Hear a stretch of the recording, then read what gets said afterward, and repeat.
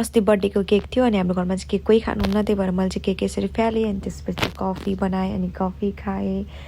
Hello everyone, good morning, welcome to my mini vlog है।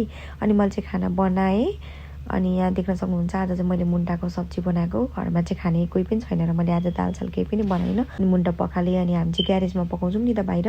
अनि बाहिर ग्यारेज सफा गरेँ, ट्रासको प्लास्टिकहरू लगाइदिएँ अनि एकछिन नाच्दै पकाएँ मुन्टाको सब्जी। हेर्न सक्नुहुनेछ मैले यो मुन्टा चाहिँ बारीमै फलेको है। अनि मैले चाहिँ अनि यहाँ ट्रासको प्लास्टिक त्यो फोरेर अनि ट्रासमा लगेर हालिदिएँ। अनि यो पछाडि हेर्न सक्नुहुनेछ हाम्रो बारी हो है यो चाहिँ। अनि यहाँ स्विमिङ पुल पनि छ हाम्रो घर पछाडि। अनि मैले चाहिँ पुदिना टिपेँ अनि पुदिनाको अचार बनाएँ यसरी। अनि बाबालाई मैले रोटी पनि बनाइदिएँ, हेर्न सक्नुहुनेछ। यो चाहिँ फापरको पिठो होला। अनि राम काममा जान आँट्नुभएको थियो अनि मैले हक गरेँ उसलाई अनि रामलाई पनि काममा पनि बिदा गरेँ। आज चाहिँ यस्तो गर्मी थियो गाइस। अनि मैले खाना खाएँ। खाना खाने फेरि म एक्लै थिएँ, कस्तो अल्छी लाग्दो है। बोडीको सब्जी र मुन्टाको उयो। अनि मलाई मोही चाहिँ एकदम मनपर्छ अनि म जेमा नि मोही।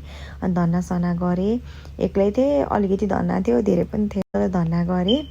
अनि धना गरेर पुसपास गरेँ, सबै बडाकुडा गरेँ। अनि मैले रुममा आएँ, देख्न सक्नुहुन्छ यो फुल कस्तो राम्रो छ। अनि मैले अनि बेलुकाको स्किन केयर गरेँ अनि त्यसपछि म सुतेँ। Good night, thanks for